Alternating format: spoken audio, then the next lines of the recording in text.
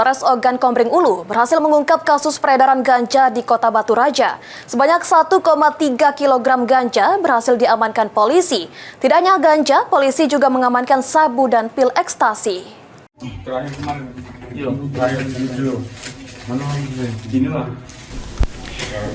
Sat Narkoba Polres Ogan Komering Ulu terus melakukan penangkapan terhadap pelaku pengedar narkoba. 12 pengedar dan kurir narkoba berhasil diamankan polisi dalam waktu 1 minggu.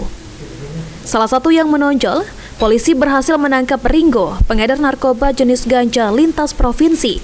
Berhasil ditangkap di rumahnya setelah polisi terlebih dahulu menangkap Yus Rizal di tempat biasa mereka merencanakan penjualan barang haram tersebut.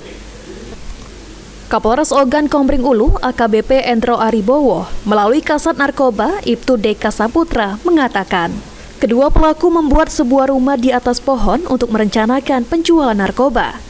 Saat penggerebekan di rumah pohon tersebut, polisi berhasil menangkap Yus Rizal dengan barang bukti ganja seberat 26,28 gram serta buku hikayat pohon ganja. Kemudian dari pengakuan Yus Rizal, polisi melakukan pengembangan dengan menangkap Ringo di rumahnya serta mengamankan 1,3 kg ganja. Di rumah Ringo tidak hanya ganja, polisi juga mengamankan narkoba jenis sabu dari Yus Rizal. Rekan Ringo yang diamankan di basecamp tempat keduanya mengatur alur penjualan barang haram tersebut.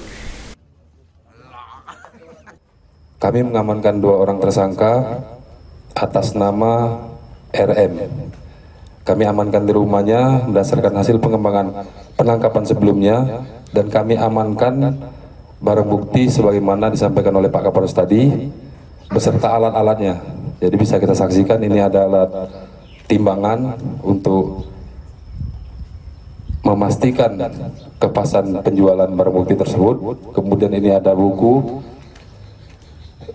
hikayat pohon ganja, dan kedua pelaku dijerat dengan Undang-Undang Darurat Narkotika dengan ancaman hukuman mati atau seumur hidup.